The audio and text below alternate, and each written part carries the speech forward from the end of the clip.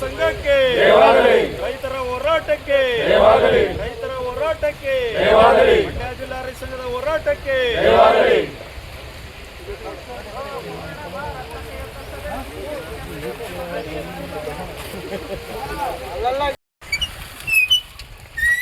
ಇಲ್ಲೂ ಹೋಯ್ತೈತೆ ನೋಡಿ ಈಗ. ಹಾಂ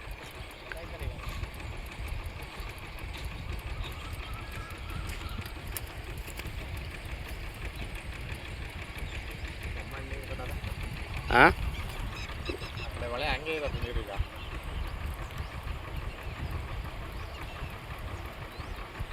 ವಿಡಿಯೋ ಮಾಡ್ತಾರಲ್ಲ. ಹಾಂ